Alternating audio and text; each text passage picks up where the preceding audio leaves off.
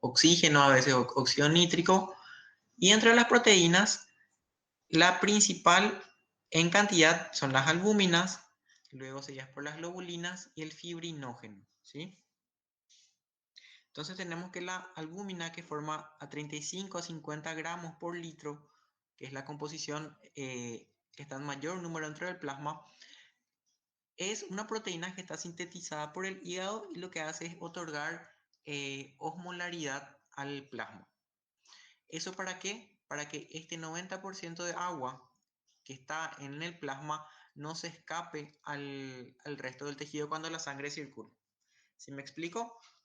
La sangre circula por los vasos sanguíneos, que vamos a ver más adelante, que están compuestos por todos los tejidos del cuerpo. Como esa sangre circula, a veces hay zonas del cuerpo donde hay menos presión, entonces como que el agua se quiere escapar de los vasos sanguíneos, se quiere escapar del plasma, entonces la que la mantiene unida para que no se escape todo el agua, igual un resto se escapa un poquitito y forma el tejido, forma el líquido intersticial, que vendría a ser un ultrafiltrado del plasma, le decimos, pero para que no se escape en gran proporción, principalmente están las albúminas, que hacen que aumente la osmolaridad del plasma. Tenemos diversas globulinas, que también algunas de estas proteínas también se encargan de transportar algunas sustancias, entre ellas unas hormonas, por ejemplo. Las globulinas, tenemos las globulinas alfa 1, alfa 2, beta y gamma, que en la mayor proporción vemos lo que tenemos las gamma globulinas. Y luego las proteínas del fibrinógeno, que están en menor número, que lo que se encargan es si hay alguna alteración, si hay algún daño al tejido vascular, eso hace que se escape la sangre que normalmente debería estar ahí. Entonces el fibrinógeno lo que hace es reparar ese daño, ¿sí? Hace como favorece la trombosis junto a las plaquetas que vamos a ver más adelante, y hace que se repare ese daño para que la sangre no escape de los vasos sanguíneos, ¿sí? La sangre en general, casi todos los componentes, tanto de plasma como los celulares, que componen casi todos los eritrocitos, tienen su destino siempre quedarse dentro de los vasos sanguíneos. Son algunas células nomás, los glóbulos blancos, que están destinados solamente a transportarse por la sangre y después salir al tejido, a los tejidos, diferentes tejidos que hay en todo el cuerpo. La parte que sí nos toca más ver en este capítulo a nosotros son los elementos formes, entre lo que tenemos las células y estos productos celulares que no son células en sí, que son las plaquetas. Y vamos a ver que los elementos celulares los separamos a grandes rasgos en dos primero, como veíamos en ese tubo de ensayo, en glóbulos rojos y glóbulos blancos. Los glóbulos rojos vimos que eran la mayor proporción y la componen los eritrocitos. Y entre los glóbulos blancos vamos a ir viendo que tenemos toda esta división sin las plaquetas, y lo dividimos de vuelta en granulocitos a granulocitos, y de vuelta esas se subdividen los granulocitos en tres: eosinófilos, basófilos y neutrófilos, y los agranulocitos en dos, que son los linfocitos y los monocitos. Empezamos entonces entre los elementos celulares, los glóbulos rojos, también llamados eritrocitos, ¿sí? Dijimos, eran los elementos más abundantes dentro del componente celular de la sangre. Son anucleados porque eso en su maduración se originan en la médula ósea, vamos a ver también más adelante. En su maduración pierden el núcleo para tener más espacio para una proteína especial, que lo que hace es fijar oxígeno, ¿sí? Tiene una medida que es bastante clásica que nosotros usamos, que es de 7,8 micras de diámetro mayor, que muchas veces nos sirve a nosotros para medir el resto de los elementos. Vamos a medir, por ejemplo, a los otros glóbulos blancos con base en un eritrocito. Vamos a decir, es igual a un eritrocito, es más pequeño, es más grande, ¿qué tanto más grande es? Y además también a veces nos sirve para medir otras células en otros tejidos. Por ejemplo, cuando veamos una célula epitelial, vamos a ver qué tan grande es comparando con un eritrocito, ¿sí? Porque en todos los tejidos vamos a ver vasos sanguíneos, y dentro de los vasos sanguíneos vamos a ver eritrocitos. Tiene una forma que es de disco bicóncavo. Es la forma óptima que tiene para poder organizarse, para poder almacenar la mayor cantidad de proteína llamada hemoglobina para transportar oxígeno, y es la que le da también flexibilidad para poder transitar por los diferentes vasos sanguíneos de diferente calibre que existen en el cuerpo. Si no tienen esta forma, que es, vemos acá en el esquema, parece como una pastillita, ¿sí? Es como una forma de disco, y decimos que es bicóncavo porque tiene una depresión tanto arriba como abajo. Y eso le da esta, en el microscopio óptico le da esta forma. Vemos que el centro es más claro, donde está la concavidad, está como ahuecado, y vemos que tiene como un refuerzo, un anillo rojo alrededor, que es la parte que no está ahuecada. Y vemos que tiene esta forma redonda porque corresponde a un disco. Es muy importante esta forma porque es la más óptima para transitar, y vemos cuando hay alteraciones de diferentes proteínas, que vamos a ver más adelante cuáles son, pierden esa forma, y lo que hace que haya diferentes tipos de patologías, entre ellos, por ejemplo, algunos tipos de anemia, en el que al no tener esta forma, al pasar por los vasos de menor calibre, los capilares, se rompen los eritrocitos, y entonces no cumplen su función de transportar el oxígeno y los nutrientes a los órganos. Hay un tipo de anemia. Anemia vamos a ver más adelante, van a ver más adelante que es un tipo de patología que se da en los eritrocitos, ¿sí? Pero que les sirve como ejemplo que esta es la forma óptima, pero hay otras formas que son patológicas.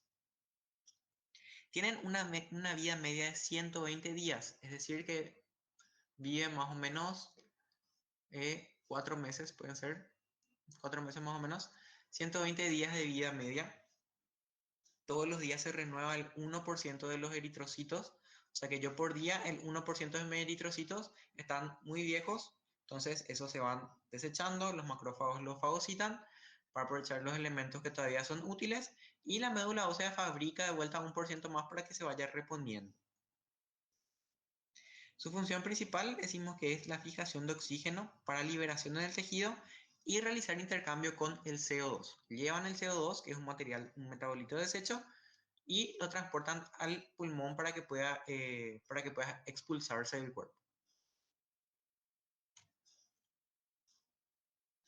Vamos a ver, la clase también se ve bastante, o sea que se recalcó bastante bien esta parte, porque estamos viendo en un esquema, este esquema a la izquierda, lo que es la membrana de un eritrocito. Es muy importante esa membrana porque estos componentes proteicos que están en la membrana son lo que le dan la forma. Dijimos que si tienen una forma diferente son eritrocitos anormales, por lo tanto me dan enfermedades. Entonces que tengan esta estructura es muy importante. Tenemos entonces, acá les separamos primero en estos dos grandes grupos, las proteínas integrales, que son representadas acá en amarillo. Esto es la membrana celular, la bicapa lipídica, y las proteínas integrales son estos esquemas que vemos acá en verde, que son proteínas transmembranas, ¿sí? Son proteínas grandes que lo que hacen es unirse a estas proteínas que están dentro este vendría a ser el interior del eritrocito, este el exterior, para que puedan mantener bien la forma. Tenemos dos grandes grupos que son la glucoforina C, representada acá, y la proteína de banda 3. ¿Sí? La proteína más abundante es la de banda 3. Y luego tenemos unidas a esas proteínas integrales las proteínas periféricas. Y tenemos dos complejos. Un complejo de proteína que es de banda 4.1 y un complejo de proteínas de la anquirina, que lo que hacen es anclar a estas células que atraviesan la membrana celular y la van uniendo a estas diferentes cadenas proteicas que están por dentro del eritrocito. Estas cadenas, que vemos acá las cadenas de la expectrina, lo que hace es mantener la forma. Y estos complejos, tanto de banda 4.1 como de anquirina, lo que hace es anclar pues, anquirina o unir esta red que mantiene la forma, la une a esto, ¿sí? Entonces, con esta unión, estas uniones, estos complejos proteicos fuertes, lo que hacen es mantener la forma. Si yo tengo algún defecto genético que me imposibilite sintetizar algunas de estas proteínas o las sintetizan de forma defectuosa, o tengo alguna patología como el paludismo, por ejemplo, que afectan esta alteración, esta forma de la membrana, tengo eritrocitos que no son disco-bicóncavos, no son flexibles y por tanto me dan enfermedades, diferentes tipos de anemias. Entonces, tenemos este otro esquema de lo que es, vemos, este vendría a ser, lo que está arriba, le estoy señalando, vendría a ser el interior del eritrocito y esto, el exterior. Entonces tenemos en este esquema de vuelta cómo se va uniendo en estas proteínas filamentosas, forman como una red que son ancladas por estos complejos proteicos a las proteínas transmembrana y son las que me dan la forma, las propiedades elásticas y la estabilidad para que mi eritrocito tenga esta forma de disco bicóncavo. Acá le veo bien esta forma esquemática representada acá. Como dijimos, si hay defectos, forman eritrocitos de forma anormal que son frágiles y se van a romper. Se van a romper cuando pasen por los capilares, que son los vasos sanguíneos más finitos. Bueno, eso vendrían a ser las proteínas que me dan la forma que está más hacia el exterior del eritrocito. Dentro del contenido, o sea que dentro del citoplasma del eritrocito, dijimos que el eritrocito no tiene núcleo. Es una célula súper especializada que al final de su vida, que son 120 días, se va a morir sin dividirse porque no tiene núcleo. Y sacrifica todo eso, sacrifica su núcleo por contener en su citoplasma más de esta proteína llamada hemoglobina, ¿sí? La hemoglobina es una proteína que posee 4 cadenas polipeptídicas. Cada una de esas cadenas forma un complejo con un grupo hemo, que hemos representado acá, que es esta la estructura química del grupo hemo, está en el centro y cada grupo hemo tiene en el centro un átomo de hierro. ¿Sí? El hierro es un elemento que tiene gran afinidad por el oxígeno, entonces gracias al hierro que está en el grupo hemo, es que mi eritrocito tiene afinidad por el oxígeno para poder transportarlo a los diferentes tejidos, ¿sí? Lo toma de los pulmones, lo transporta y lo va a todo el resto del tejido, o sea, al músculo, al tejido nervioso, al tejido digestivo, a todo el resto del cuerpo. Y esta hemoglobina tiene entonces estas cadenas que se disponen alrededor así, y estas cadenas tienen, de acuerdo a la estructura que tienen un nombre especial. Tenemos las cadenas que son alfa, las cadenas que son beta, las cadenas delta y las cadenas gamma. Entonces tenemos 4 tipos de cadenas y dependiendo de qué tipo de cadena esté presente en la hemoglobina, llamamos a la hemoglobina así, si tiene su nombre de acuerdo a eso. Tenemos la hemoglobina A1, que es la forma del adulto, la forma más común, que tiene 2 cadenas alfa, 2 cadenas de esto, y 2 beta. Es el 96% de la hemoglobina que existe en los adultos.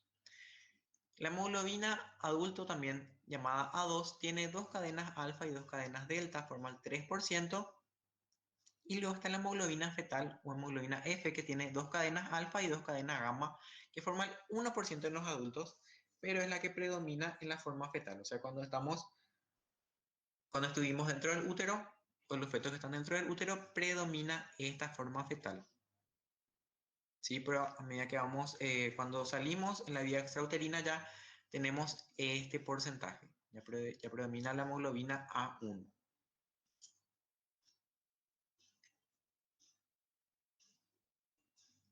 Pasamos entonces al otro elemento celular, al otro grupo grande que forman los glóbulos blancos. Dentro de los glóbulos blancos tenemos 2 divisiones grandes. Tenemos los granulocitos y los agranulocitos.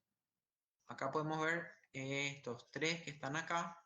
Dentro de este esquema son los granulocitos y empezamos con este que es el granulocito más frecuente en mayor porcentaje, que es el neutrófilo. El eosinófilo y el basófilo lo vamos a ver más adelante, y estos otros 2 son los glóbulos blancos agranulocitos. El macrófago ya es, vamos a ver que es un elemento, es un monocito que migró de la sangre al tejido conjuntivo. No le vamos a ver tanto hoy por eso. El eritrocito ya vimos y la plaqueta vamos a ver también más adelante. Entonces, debajo de este esquema vemos una imagen en microscopía óptica de lo que es un neutrófilo. Es una célula más grande que un eritrocito, aproximadamente el doble. Vemos, el tamaño tiene entonces de 10 a 12 micras, más o menos el doble de lo que es un eritrocito. Tiene una cromatina de distribución característica. Vemos que hacia la periferia se hace un poquito más gruesa. Todo esto es el núcleo. Y tiene gránulos azurófilos, que vendrían a ser los inespecíficos que tienen todos los granulocitos, gránulos específicos propios y gránulos terciarios. La forma del un neutrófilo que me ayuda a identificar, aparte del tamaño, es la forma del núcleo. Es un núcleo que tiene lobulaciones que generalmente son tres. Así que acá como este esquema tiene tres lobulaciones o tres pelotitas unidas por estos puentecitos finos de cromatina. Este vendría a ser un neutrófilo clásico, entonces, aunque a veces este ya parece un neutrófilo encallado que es una fase previa. Este vendría a ser el normal, ¿sí? Y tiene en su citoplasma estos gránulos pequeñitos, lo que habíamos dicho, pero no forman una característica a la microscopía óptica que resalte demasiado. No es algo muy particular del neutrófilo tener gránulos bien notorios. Eso vamos a ver que son más sus parientes, los otros granulocitos.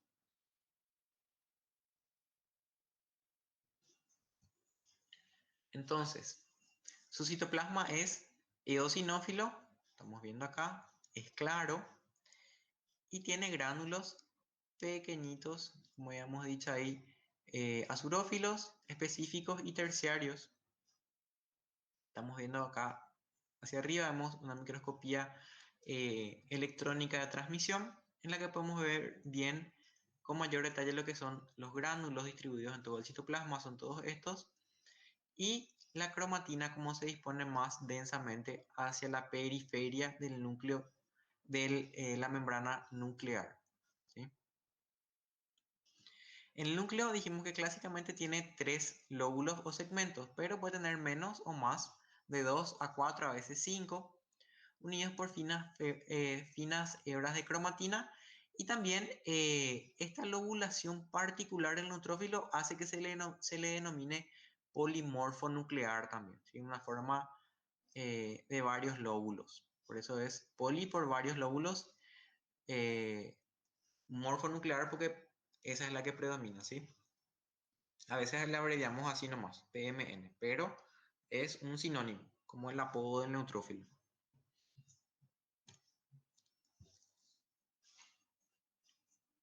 Los neutrófilos son células que generalmente las vamos a ver cuando hay algún daño a los tejidos y me da una inflamación aguda. Van a estudiar mejor inflamación cuando estén en tercer curso, pero sepan que una inflamación aguda es una inflamación que tiene una respuesta rápida, ¿sí? Generalmente horas o días. Y vemos en este esquema como un eritrocito que está transitando por una luz de un vaso sanguíneo va entrando a los tejidos en respuesta a la inflamación aguda para poder salvar al organismo de cualquier sustancia dañina. En este esquema de migración de neutrófilos vemos como el macrófago que es un monocito que migró a un tejido, fagocita, es decir, mete dentro, le come a un antígeno, mete dentro de su citoplasma, lo rompe, lo degrada y eh, empieza a secretar citocinas como el factor de necrosis tumoral o la IL-1, que lo que hacen es atraer a los neutrófilos. Esto actúa sobre esta célula epitelial que habíamos visto cuando vimos epitelio. Esta célula epitelial es el epitelio plano simple de los vasos sanguíneos, llamado también endotelio.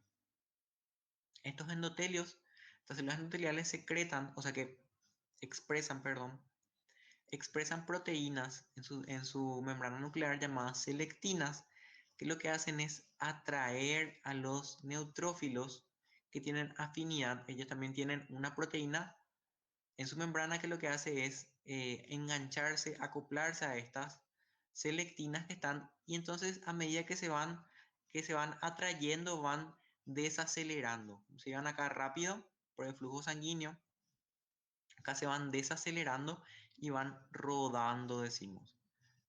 La rodadura es un proceso en el que se desacelera y se van marginando, decimos, porque se va ubicando hacia la pared del vaso sanguíneo donde está el endotelio. Luego se unen con con las proteínas que se van expresando de vuelta por estas, en esta inflamación, en esta reacción inflamatoria se secretan quimiosinas que lo que hacen es que expresen estas proteínas transmembrana más, que hacen una unión más fuerte con los neutrófilos, como las ICAM1 por parte de las células endoteliales. Entonces, cuando se unen fuertemente acá, esta es una unión débil, que lo que hace es desacelerar. Se une, pero enseguida se desacopla. Se une, se desacopla. Entonces, como se va uniendo y desacoplando, va desacelerando hasta llegar a esta unión fuerte. Una vez que llega a esta unión fuerte, empieza a migrar a través del endotelio. Es una migración transendotelial. Acá ya vemos estas proteínas de unión más fuerte que usa, que son las PCAM, como la CD31.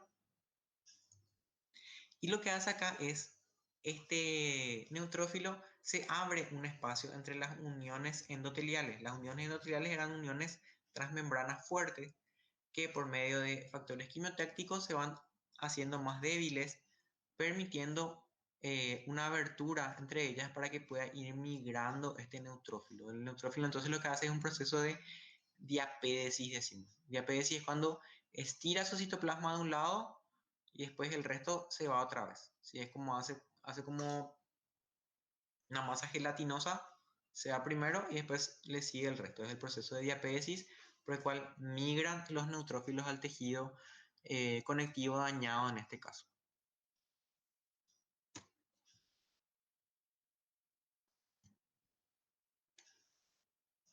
Entonces, lo que hay una marginación, primero, así que en vez de transitar bien por el centro de la luz del vaso sanguíneo, van yéndose hacia la periferia. Generalmente ocurre cuando hay una reacción inflamatoria o alérgica.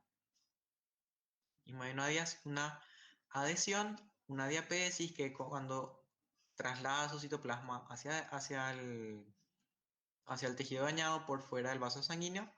Todo esto mediado por sustancias químicas quimiotácticas. El quimiotactismo son moléculas proteicas que atraen a los glóbulos blancos, a los neutrófilos en este caso. ¿Sí? Son como moléculas químicas atractivas que lo que hace es llevarle por fuera del vaso sanguíneo. Vemos que se van expresando las moléculas de adhesión en las células endoteliales, como las selectinas, que son moléculas de adhesión más débil, luego las integrinas, que son de adhesión más fuerte, van rodando, se van quedando en la periferia y van saliendo de la circulación sanguínea para irse por diapédesis al tejido dañado. Bueno, esa es una de las funciones de los neutrófilos, ¿sí? Es salir del torrente sanguíneo para responder rápidamente, dijimos, inflamación aguda, en horas o en días, al tejido dañado para poder quitar la sustancia nociva de ahí. ¿Cómo lo hacen generalmente? Un proceso llamado fagocitosis. La fagocitosis neutrofílica tenemos representado acá en rojo lo que es un antígeno, que puede ser cualquier sustancia extraña al cuerpo que es potencialmente dañina, que es marcada por estas proteínas que se ven acá, como tiene dos brazos cortitos y un brazo central más largo, que son los anticuerpos. Van marcando al antígeno y los neutrófilos tienen receptores especiales. Entonces tienen estos receptores para para los anticuerpos. Entonces, cuando reconocen que algo está marcado por eso es, bueno, esta es la sustancia a atacar. Está marcada con anticuerpos, yo tengo los receptores, me voy y le ataco, le va englobando con toda su proteína transmembrana, le va englobando por todos lados y luego lo mete dentro de su citoplasma, lo fagocita. Y una vez que lo fagocita es rodeado por un resto de membrana y a este fagosoma se unen lisosomas que son gránulos inespecíficos que lo que hacen es hidrolizar, o sea, romper todas las uniones de este antígeno para desactivarlo para que no haga daño. Estos lisosomas cuando se unen a este cuerpo, a este cuerpo que tiene una membrana alrededor, lo denominamos fagolisosoma.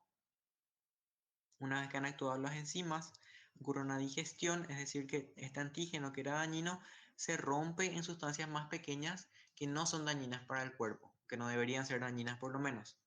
Hay veces que algunas se escapan, pero en general son destruidas y luego quedan dos caminos para esta sustancia ya inactivada. Quedarse dentro del neutrófilo como un cuerpo residual o ser expulsada de él en el resto, en el tejido donde está, ¿sí? Pero ya sin dañar, sin posibilidad de dañar al tejido donde está.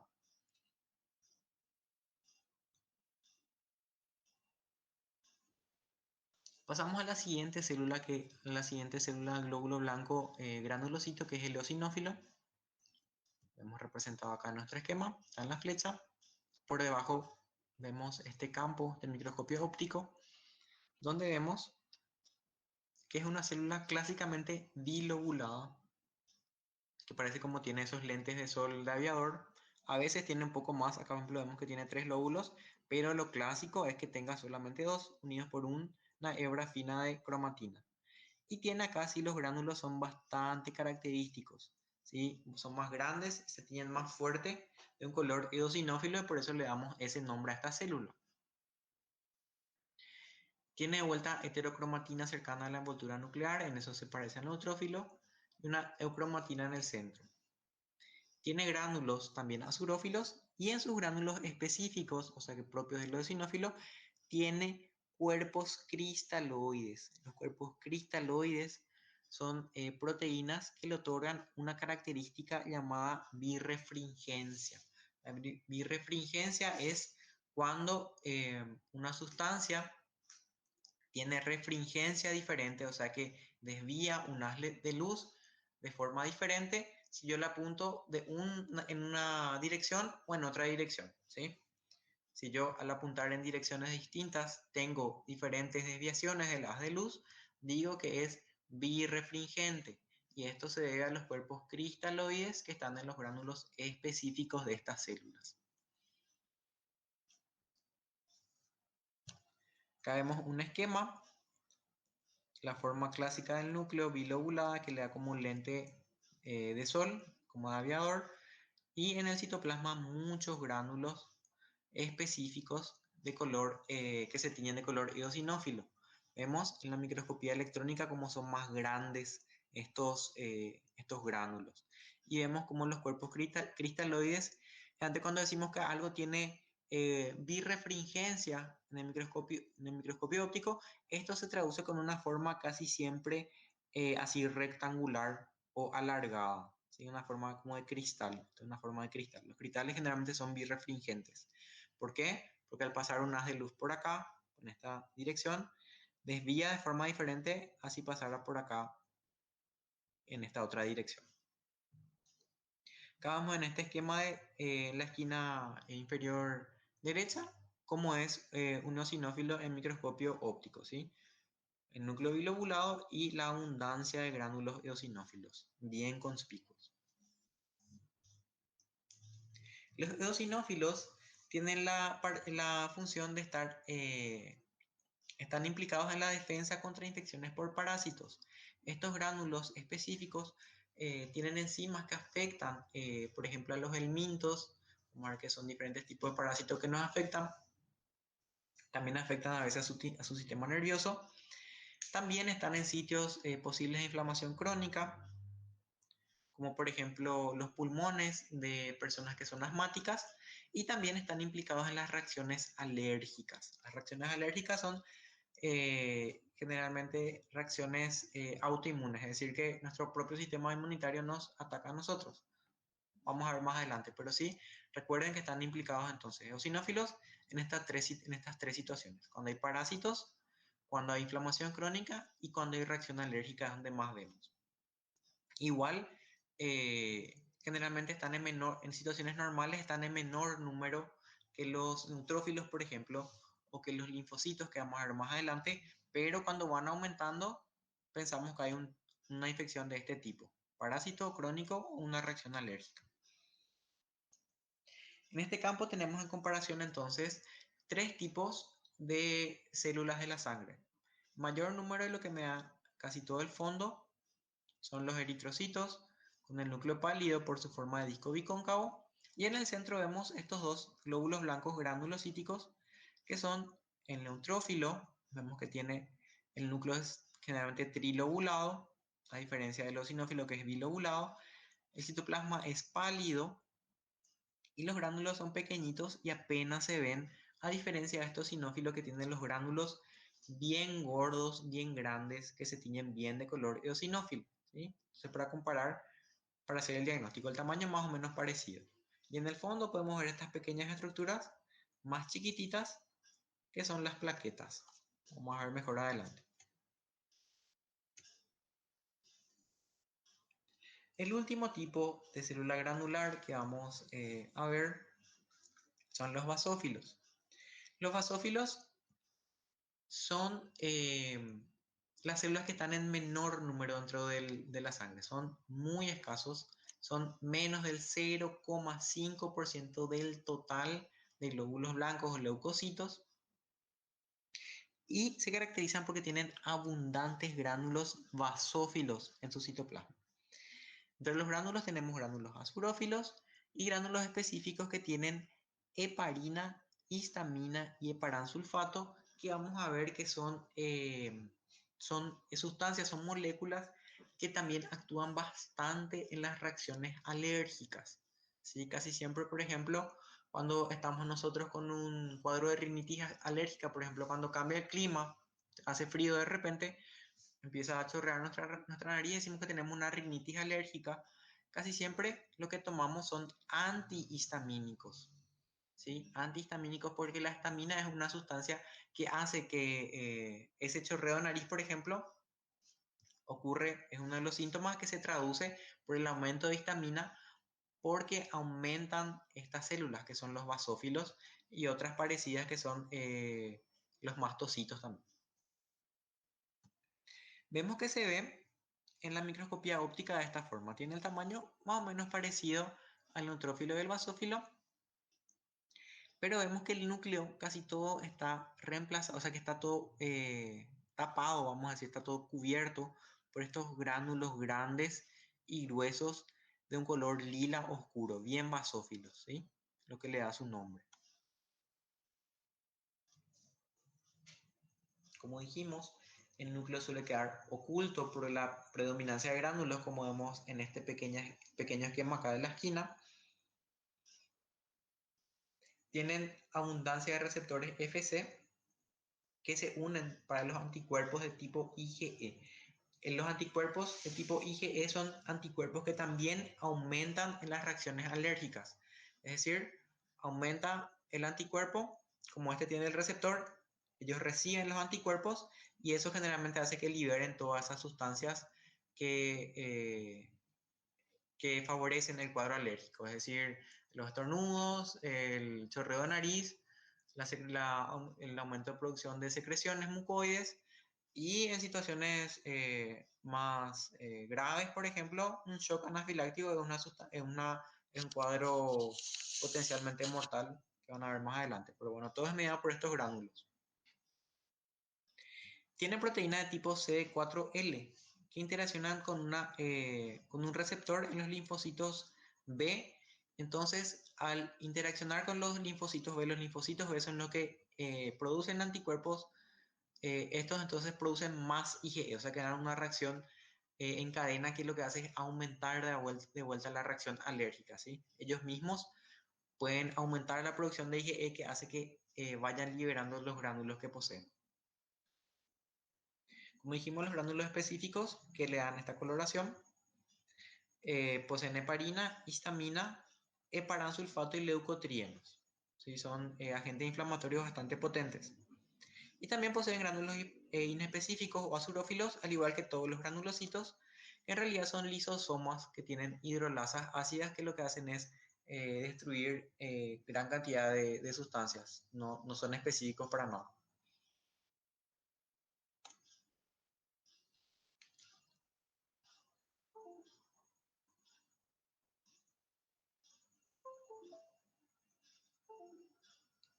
Pasamos entonces al siguiente tipo de glóbulo blanco. Empezamos con los agranulocitos. Empezamos con el linfocito. Los linfocitos son las células principales del sistema inmunitario. Entonces, por eso mismo vamos a verle de vuelta cuando veamos sistema inmunitario. Vamos a verle también con mayor detalle. Son los protagonistas de ese sistema. Forman el 30% del total de leucocitos o de glóbulos blancos. Leucocito y glóbulo blanco es lo mismo. Tiene un tamaño más o menos similar al de un eritrocito, pero a veces hay linfocitos más grandes, que pueden ser incluso 5 veces más grandes que un eritrocito, pero no es lo frecuente. Lo frecuente es que tenga el tamaño igual a un eritrocito. Como características, un núcleo redondeado y muy basófilo, muy oscuro. No tiene esa parte de centro pálido que veíamos, por ejemplo, en el eosinófilo. Y tiene el citoplasma, generalmente es muy escaso, escasísimo, muy poco, y está casi siempre como una franja o un reborde basófilo claro alrededor del núcleo. Nomás acá le estoy señalando solamente esto chiquitito es el citoplasma, y es lo que muchas veces me ayuda, incluso más que el tamaño, a identificar en la microscopía óptica a un linfocito. De vuelta en el fondo acá vemos eritrocitos y estos chiquititos son las plaquetas. Vemos de vuelta en este campo de microscopía óptica un fondo de muchísimos eritrocitos, porque son el elemento celular más abundante en la sangre. Y vemos acá en el centro un linfocito, que es un núcleo redondeado, bien basófilo del citoplasma. Acá es tan escaso que ni se ve, parece solamente el núcleo, así que asumimos que debe estar en alguno de los lugares por detrás de este núcleo. Probablemente haya quedado y no se ve bien en este campo.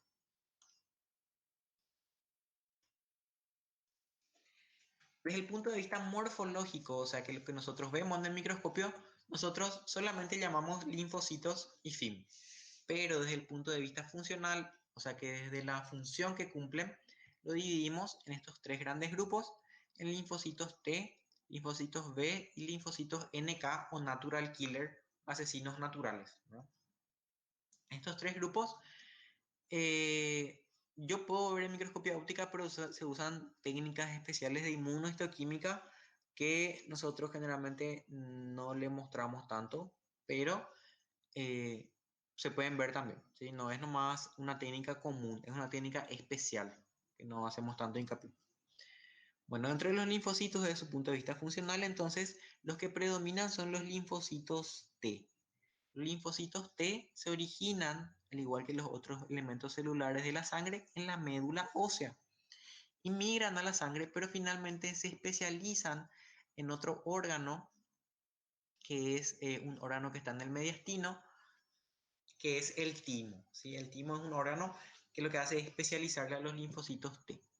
Los linfocitos T los clasificamos de vuelta de acuerdo a sus proteínas CD.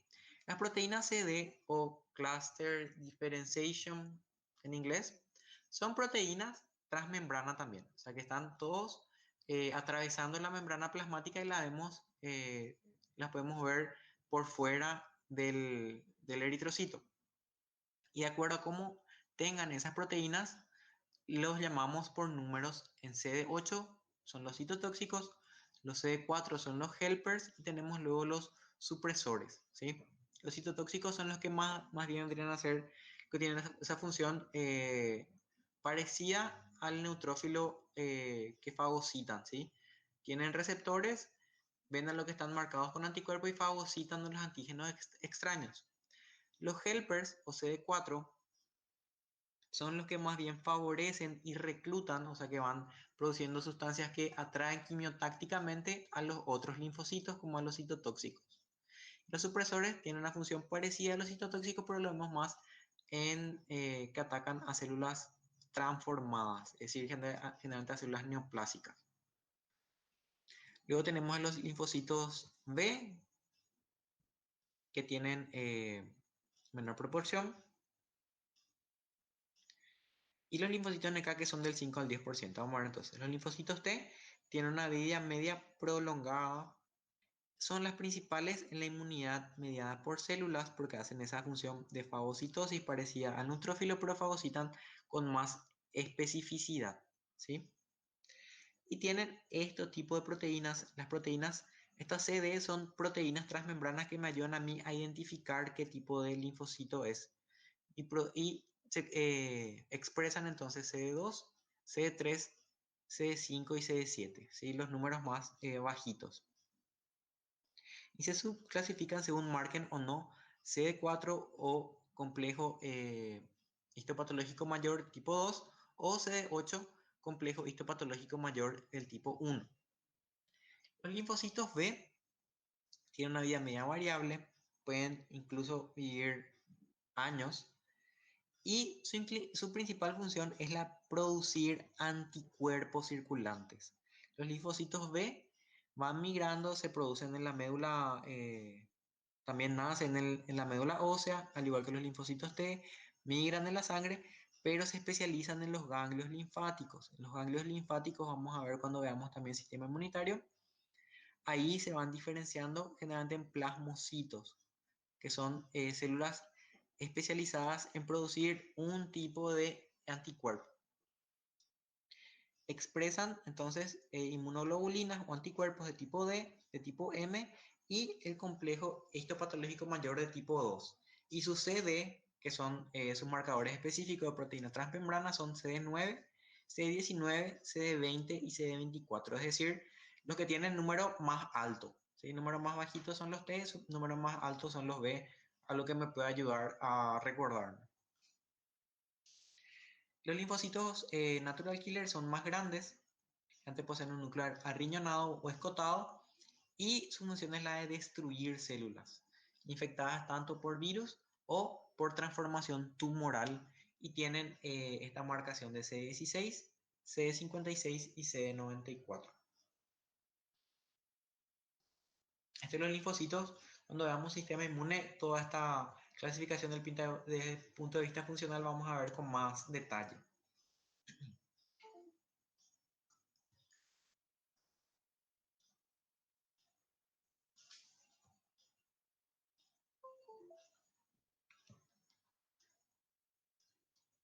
Luego vamos a ver el otro tipo de célula de glóbulo blanco agranulocítico, que es el monocito. El monocito también se produce en la médula ósea.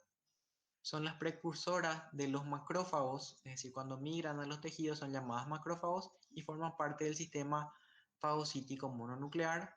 Son las células, son los glóbulos blancos más grandes que hay dentro de todos, de un tamaño de 18 micras aproximadamente, y nacen en la médula ósea y se diferencian de macrófagos en los tejidos, generalmente 3 días lo que circulan en la sangre antes de salir al tejido donde van a nacer y van a diferenciarse en macrófagos. Por ejemplo, si, si migra al hígado, vamos a decir, se van a llamar células de Kupfer. Si migran, si migran por ejemplo, al pulmón, van a ser macrófagos alveolares. Y así, así se van a ir diferenciando de acuerdo al tejido en el que vayan migrando. ¿Sí? Pueden terminar en muchos tejidos. Vemos acá abajo de este esquema, de vuelta en el microscopio óptico, como en comparación con el resto, acá vemos, esto es un neutrófilo, esto es otro neutrófilo, esto es un linfocito, esto es un eosinófilo y vemos como estas células más grandes son los monocitos. son más grandes, el citoplasma es más amplio, no tiene gránulos tan marcados y el núcleo es grande y generalmente tiene un espacio o una escotadura acá, que me da esa forma como arriñonada.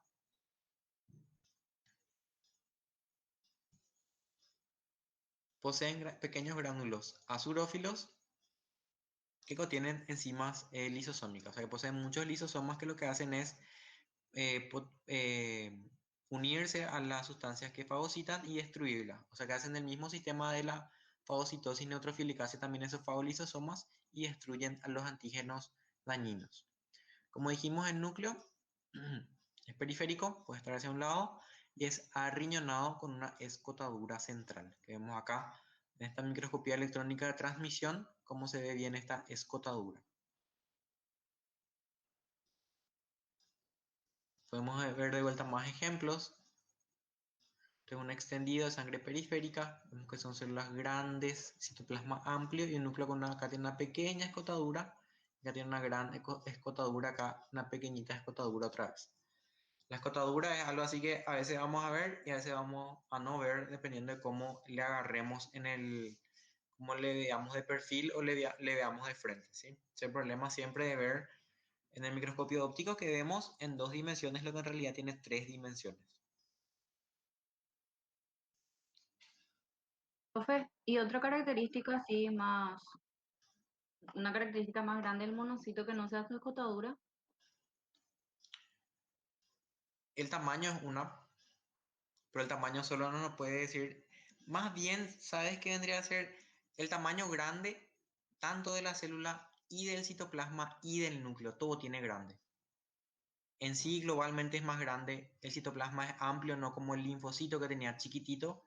Y el núcleo también es muy grande y eh, no tiene esas lobulaciones que tienen el eosinófilo o el neutrófilo. ¿Sí? Esas lobulaciones no tiene. Máximo tiene una escotadura. Y eso. También sí Bueno, me profe. puede ayudar a diferenciar de que vamos a ver siempre en un tejido sanguíneo, o sea que vamos a ver con glóbulos rojos de fondo y no tiene los gránulos que tienen los otros. Por eso es un agranulocito, no tiene gránulos grandes que le distinga del resto. Casi siempre es difícil decir, casi siempre tenemos que buscar por lo menos 2 o 3 cosas que me ayuden a mí a hacer el diagnóstico de la célula o del tejido, porque muchas veces una sola cosa es insuficiente. Entonces vean eso, tamaño grande global, tamaño grande del citoplasma, tamaño grande del núcleo, y que no tiene no tiene gránulos gordos, no tiene gránulos gruesos que le distingan del resto. Gracias, profe. Ok, por nada. Bueno, pasamos entonces a lo que son, estos vendrían a ser más bien elementos formes, no son células en sí, son las plaquetas. Son pequeños fragmentos citoplasmáticos, ¿sí? Están limitados por membrana. No tienen núcleo, son anucleadas, son fragmentos celulares de otra célula más grande que es el megacariocito. Provienen de ahí. Los megacariocitos están en la médula ósea, vamos a ver más adelante. Y tienen la función de hemostasia, es decir, hemostasia vendría a ser cuando hay bueno, mi eritrocito normalmente debe circular, o sea que toda mi sangre, todo mi plasma, mis células sanguíneas normalmente está en mi vaso sanguíneo. Cuando ese vaso sanguíneo sufre una lesión, algún corte, algún traumatismo, hace que esos elementos se escapen. Entonces, lo que evita ese escape es la hemostasia. La hemostasia es evitar el escape o la hemorragia. Hemorragia es el escape de los eritrocitos hacia afuera. Los eritrocitos nunca tienen que salir de los vasos sanguíneos. Si salen es hemorragia y lo contrario es la hemostasia. Entonces las plaquetas lo que hacen es, en la parte donde está dañada el vaso sanguíneo se van y hacen como un tapón, ¿sí? Es como cuando se rompe un caño en la calle, empieza a salir agua. Bueno, es lo mismo, si se rompe un vaso sanguíneo empiezan a salir glóbulos rojos, entonces lo que tiene que hacer es venir la municipalidad y poner generalmente una capa de asfalto encima y el equivalente vendría a ser la plaqueta. La plaqueta hace como un tapón en ese agujero, en ese bache que quedó para que no se escapen los eritrocitos. Tiene una vida media de 10 días y si disminuyen demasiado en número, eh, es muy peligroso para el paciente. Van a ver que hay enfermedades que son plaquetopénicas. Por ejemplo, el dengue, que lo que hace es disminuir el número de plaquetas. Penia, cuando algo termina en penia es generalmente disminución. Entonces, cuando hay plaquetopenia, como yo no tengo no tengo elementos para tapar los agujeros, ¿qué pasa si hay un daño? ¿Qué pasa si se empiezan a romper los vasos? Va a haber una hemorragia masiva y se puede morir la persona, porque no hay estos que están para tapar. No tengo yo cómo tapar rápidamente. Van a ver que no son las únicas que actúan en la hemostasia, pero en la hemostasia primaria por lo menos las plaquetas sí están ahí, deben estar ahí. Y la vemos como estamos viendo en las otras imágenes. Son estas pequeñas estructuras más basófilas, medio puntiformes, pequeñitas, son más pequeñas que los eritrocitos. Y la vemos así en el fondo generalmente, en el fondo de mi extendido de sangre. Ultraestructuralmente, las separamos en 4 zonas a las plaquetas. Una zona periférica, que está alrededor, que no está marcada acá. La zona periférica lo que es el glicocálix. El glicocálix de la plaqueta. Una zona estructural, que es la parte de los microtúbulos de la actina y la miosina, que son proteínas filiformes, o proteínas en forma de hilos o cables, que lo que me hacen es mantener la forma de la plaqueta. Una zona de orgánulos, que son orgánulos donados por el padre de esta plaqueta, que es el megacariocito, y podemos ver lisosomas, podemos ver mitocondrias, podemos ver diferentes tipos de gránulos que lo que contienen es sustancias que me ayudan a mí a favorecer la hemostasia, ¿sí? Que son protrombóticas o profibrinógenas también, ¿sí? O sea que son sustancias que me ayudan a ir cerrando ese agujero. Y luego tengo una zona membranosa que se divide de vuelta en dos, en una zona canalicular abierta, que son como invaginaciones, son invaginaciones de la membrana. Este es un pedazo de una célula, ¿sí? Vamos a decir que un pedazo del megacariocito y es un pedazo rodeado por membrana celular, o sea que tiene una bicapa lipídica que lo que hace es invaginarse, o sea que meterse por dentro y me da esta zona membranosa de canalículos abiertos. Y también tengo un sistema tubular denso o cerrado, que vendría a ser más o menos el equivalente a lo que vendría a ser el retículo endoplásmico remanente de lo que queda. ¿Sí? 4 zonas entonces que me ayudan a mantener la forma de esta estructura. Dijimos entonces, la hemostasia es la principal función de la plaqueta, ¿sí? Actúa en vigilancia continua de los vasos sanguíneos que sufren daño, forman coágulos de sangre y reparan el tejido lesionado. Primeramente entonces se adhieren, quitan algunos de sus gránulos que hacen que tienen sustancias protrombóticas, o sea que lo que hacen esos gránulos es atraer más plaquetas y atraer sustancias del fibrinógeno, que son proteínas del plasma, que lo que hacen es ir haciendo un tapón. Van como acumulándose, encimándose unas a otras y hacen un tapón para que se cierre el daño. Liberan entonces estas sustancias que son serotonina, ADP, tromboxano A2, que además de usar un tapón primario también me ayudan a mí a hacer una vasoconstricción, o sea que el vaso se hace más chiquitito. En vez de abrirse, va cerrando para que no pase tanta sangre por ahí, para que no se escape tanta sangre. Liberan factor tromboplástico plaquetario, serotonina y transforman el fibrinógeno en fibrina. El fibrinógeno es una proteína del plasma que se polimeriza en fibrina y me ayuda a mí a que haya una red alrededor de ese tapón, que lo que hace es atrapar más plaquetas y más proteínas para ir haciendo un tapón hemostático secundario. Finalmente, es una retracción del coágulo, o sea que se achica una vez que ya se ha reparado ese daño. Las células endoteliales van llenando ese agujero, se retrae ese coágulo que es el tapón, hay una lisis, o sea que se destruyen por la plasmina y sustancia de gránulos de esa zona de lo organoide que veíamos en las plaquetas. Una vez que ya se reparó el daño, se destruye ese tapón y vuelve la circulación normal. Vamos a ver entonces un poco lo que es la hematopoiesis, un poco de tiempo. La hematopoiesis, entonces, es el proceso mediante el cual se originan los elementos celulares de la sangre. Todo lo que hayamos visto se originan por la hematopoiesis. Comprenden la eritropoiesis, por la que se forman los glóbulos rojos, la leucopoiesis, por la que se forman los glóbulos blancos, y la trombopoiesis, por la que se forman las plaquetas.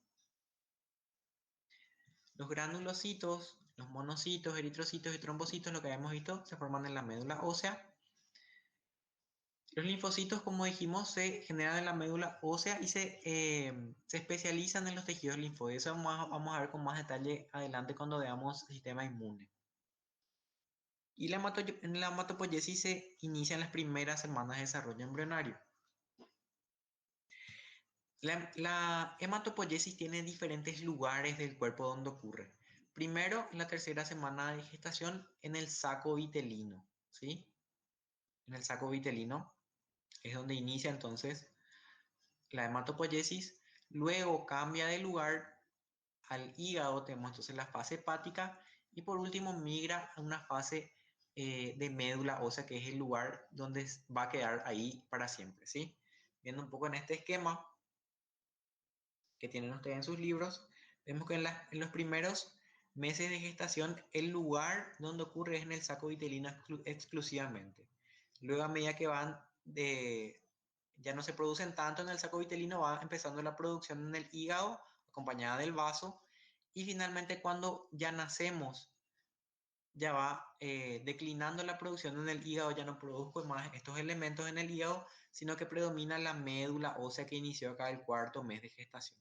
Inicia en la médula ósea la producción y finalmente cuando ya nacemos es el sitio exclusivo de hematopoiesis en la vida extrauterina entonces. La teoría monofilética de de la hematopoiesis se refiere a que todas las células de la sangre derivan de un tipo celular, por eso mono es uno, ¿verdad? Monofilética, filética vendría a ser filiación de donde deriva, ¿verdad? Entonces la teoría monofilética lo que quiere decir es que las células de la sangre derivan de una célula, que es una célula madre común, que se llama célula madre pluripotencial. Las células madres pluripotenciales entonces son las células que dan origen a todos los tipos celulares que ya vimos recién. Y son células que marcan su cluster differentiation o CD, que son proteínas transmembrana específicas, son la número 34 y la número 90. Por eso decimos este más o es positivo. Son positivas para estas dos CD, la 34 y la 90. ¿Sí? Y dan origen a los precursores de todas las células, que son las unidades formadoras de colonias o CFU, que vamos a ver ahora. Entonces tenemos este esquema bastante resumido del origen o la hematopoiesis de todas las células de la sangre. Es un esquema que tienen en sus libros, donde vemos que el origen de todas estas células que vemos a la derecha, es este único tipo de célula, que es la célula madre hematopoyética pluripotencial. Se puede dividir esta en dos: una célula linfoide común y una célula progenitora mieloide común. ¿Sí? Son las dos grandes divisiones. Entonces tenemos la primera gran división de las células sanguíneas. Las células linfoides me va a dar a todos los tipos de linfocitos, sean los NK, los T o los B, ¿sí? La célula progenitora mieloide común se divide de vuelta en dos grandes grupos. Una que va a todo lo que son los granulocitos, y metida dentro de ella al monocito, o sea que el resto de los glóbulos blancos, y el otro que me va a dar origen a los megacariocitos, que van a producir plaquetas, y a los eritrocitos. Entonces, los dos grandes grupos primero de la pluripotencial son los que dan el origen linfoide de todos los linfocitos y el resto. Y después estas células que dan el resto se divide de vuelta en dos grandes grupos, que son sangre y megacariocitos, y el resto de vuelta, que quedarían granulocitos y monocitos. Luego estos se van dividiendo en diferentes precursores. Estos precursores son todos, están ubicados dentro de la médula ósea, por eso no vimos a ninguno. Nosotros estamos viendo todas imágenes de sangre periférica. La sangre periférica, vemos acá en este esquema están todos los que ya vimos. Y en la médula ósea, que es el lugar de origen y diferenciación, están todos estos precursores y el megacariocito, ¿sí? Y vemos que estas células que están en la sangre, todas, a excepción del eritrocito, normalmente todas migran al tejido conectivo, ¿sí? En algún momento migran para cumplir una función específica. Los linfocitos natural killer se quedan con esa misma forma y denominación, también los linfocitos T, pero los linfocitos B, luego generalmente de pasar, o sea que luego de pasar por los ganglios linfáticos, se diferencian en plasmocitos que producen anticuerpos, ¿sí? Tienen una diferenciación diferente. Los neutrófilos también se quedan igual, los basófilos generalmente quedan en la sangre, pero un precursor del basófilo, que es la célula progenitora de basófilos y mastocitos, produce otro tipo de célula que es el mastocito, que es una célula que tiene una función bastante parecida, casi idéntica al basófilo, pero se ubica en el tejido conjuntivo y no en la sangre. El eosinófilo también puede migrar, migra al tejido conectivo, y el monocito dijimos que normalmente está los 3 días nomás en la sangre, después ya migra al tejido conectivo para hacer un macrófago, que es su diferenciación final. En la eritropoyesis vemos acá en este ejemplo las diferentes etapas por las que va atravesando. Vemos que en un principio es una célula grande llamada proeritroblasto. Todo esto, antes del eritrocito, todo esto ocurre en la médula ósea.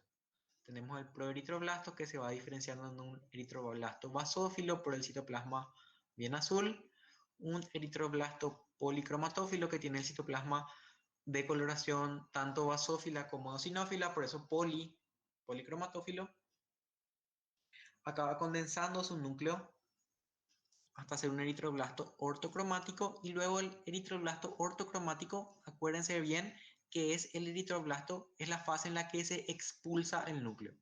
Esta fase se expulsa, entonces me queda el producto que es el eritrocito policromatófilo o reticulocito que ya no tiene núcleo, ¿sí? Este es ante una pregunta que se suele hacer, ¿cuál es el precursor que expulsa el núcleo? Es este, el eritroblasto, antes cuando digo blasto es precursor, ortocromático, que ya tiene la coloración normal eosinófila. Luego tengo el reticulocito que tiene bastantes proteínas que se van condensando acá, por eso da esa forma de reticulocito, que a veces puede encontrarse en la sangre, pero no es común. ¿Sí? No es común. Lo común es que haya estos eritrocitos bien diferenciados como lo que ya vimos.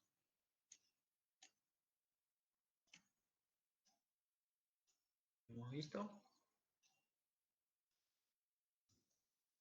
Dentro de la granulopoyesis, eh, que son el mieloblasto que da origen al promielocito, vemos. Entre la granulopoyesis tenemos a los 3 granulocitos, ¿sí? Neutrófilo, eosinófilo y basófilo. Todo esto se van diferenciando de acuerdo al tipo de proteína que lo, que lo estimula, al tipo de proteína que estimula este mieloblasto. Van a ver en la clase que sea un poco mejor que hay diferentes tipos de interleucinas y factores estimulantes de colonias diferentes que de acuerdo a su asociación, estimulación de los mieloblastos van originando mielocitos neutrófilos, eosinófilos o basófilos.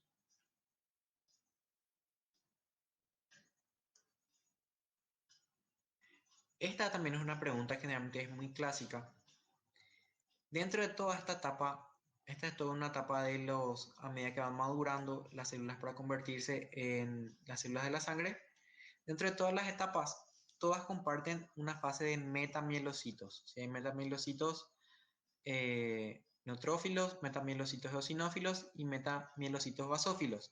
En esta etapa de metamielocitos en la que se puede identificar qué tipo, hacia qué va a derivar, si va a derivar hacia neutrófilo, eosinófilo y basófilo. ¿Por qué?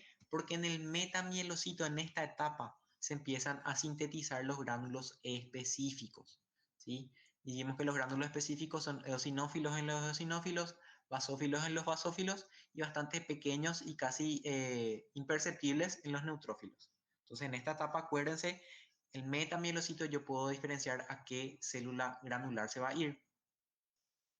Ante el núcleo es más hipercromático, una indentación más pronunciada, una forma riñonada, que eso es común, y hay centenares de gránulos específicos entonces ya en el metamielocito.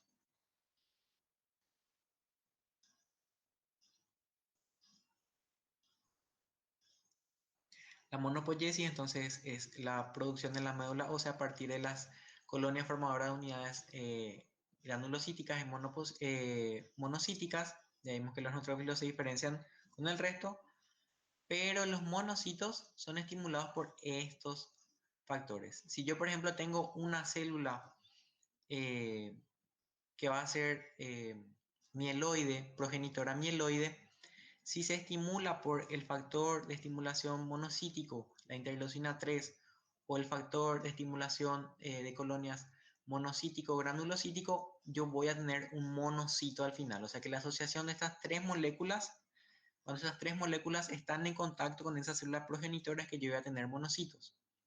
Los precursores son llamados monoblastos y promonocitos. La transformación en total dura unas 55 horas, ¿sí?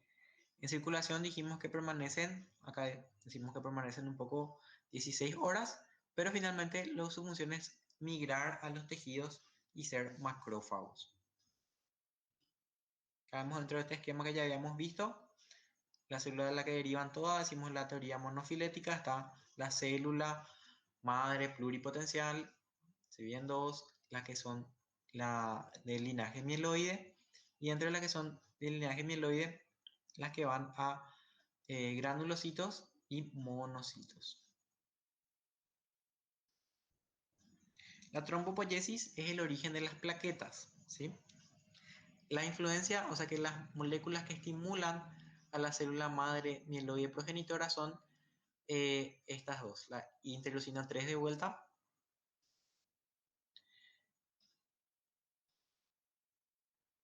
y la estimulante de colonias formadoras de megacariocitos vendría a ser.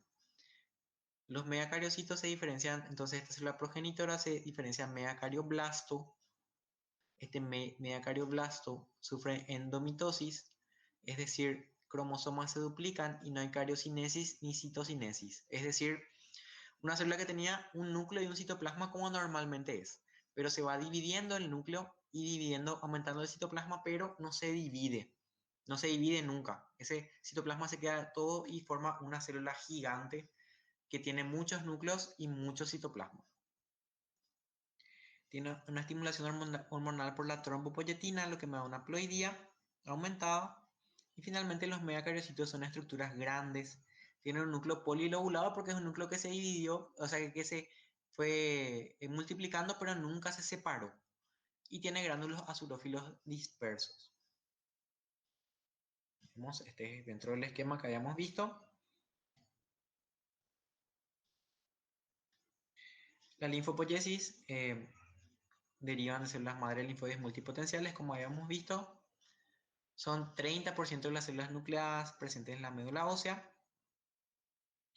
Dijimos que el sitio primario es la médula ósea. Y las células madre para linfocitos T generalmente son estimuladas por una molécula denominada GATA3 y los linfocitos B el PAX5. Las células madres para los linfocitos B permanecen en la médula ósea donde maduran a linfocitos B vírgenes. Es decir que estos son vírgenes porque todavía no fueron estimulados o contactados por ningún antígeno. Cuando se vayan al ganglio ya van a ser expuestas. Y las células madres para linfocitos T se dirigen al timo. Dijimos que es un órgano mediastínico donde maduran a linfocitos T. De vuelta. El esquema, todo derivan de uno solo. Y la primera gran división, el linaje linfoide, por el que se dan linfocitos T, B y las natural killer. Esto es todo el resto de lo que hablamos hace rato. Vamos a ver la médula ósea entonces, que es el origen, el sitio donde se originan todo este proceso de la hematopoiesis. La dividimos en dos grandes aspectos a la médula ósea. Una médula ósea roja y una amarilla. La médula ósea roja es una médula ósea activa, o sea, donde hay hematopoiesis abundantes. Tenemos cordones de células hematopoyéticas, macrófagos, mastocitos y adipocitos. Y la médula ósea amarilla es una médula ósea inactiva. Es una cavidad medular, gente de huesos largos de adultos, y predominan los adipocitos, o sea, que predomina la grasa. ¿Por qué hay estos dos tipos de médula ósea? Porque generalmente de niños nuestra médula ósea más activa o la roja se centra en los huesos largos como en el fémur, por ejemplo. Pero a medida que vamos envejeciendo, vamos siendo adultos, la médula ósea de otros huesos es la que produce la que produce la hematopoiesis. Es decir, el esternón, las costillas y las vértebras. Entonces se abandona esos huesos como el fémur, y entonces queda como un remanente, como que se cerró la fábrica y queda una parte vacía y es la médula ósea amarilla. Dijimos entonces, en los adultos, la médula ósea roja en las costillas, las vértebras, principalmente también en la pelvis y en la cintura escapular, es decir, en el omóplato. En los niños también en los huesos largos, como en el fémur. Tenemos entonces, este es un esquema de una médula ósea, vemos esta célula grande, es el megacariocito. Tenemos adipocitos variables, pero que no predominan, lo que predomina son estos cordones de células hematopoyéticas. Todos esos precursores que dijimos, proeritroblastos, células madres pluripotenciales, metamielocitos, todos están presentes acá en estos cordones de células hematopoyéticas. Son los que predominan en la médula ósea roja. De vuelta al esquema, estos son los cordones. Los megacariocitos son las células más grandes. Vemos que estos megacariocitos tienen comunicación con estos vasos sanguíneos especiales llamados sinusoides. Y acá es donde van depositando su producto, que son las plaquetas. Todos estos precursores, una vez que ya maduraron por completo a la forma final, también salen por los sinusoides. Migran acá y salen, y por los sinusoides se comunican al resto del cuerpo, al resto de los vasos sanguíneos. Tenemos una microscopía óptica de una médula ósea roja. Estas gotas redondas son gotas de lípidos, pero igual lo que predomina son estos cordones de células que se ven como puntitos bien basófilos. Mayor aumento, esto es un megacariocito, son las células más grandes. Cuando veamos médula ósea, para hacer diagnóstico de médula ósea roja, vemos gotas blancas, que de tejido adiposo, cordones de células que se ven bien basófilas, y estas células gigantes, que son los megacariocitos.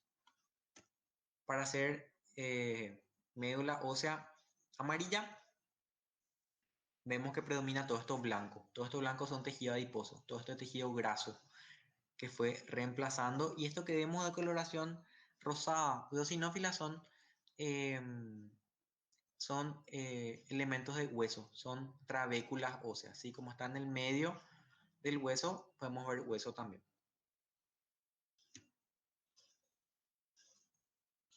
Okay.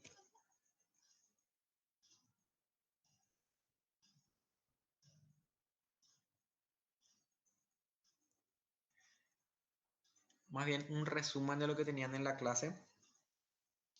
Hay cosas que están más explicadas, pero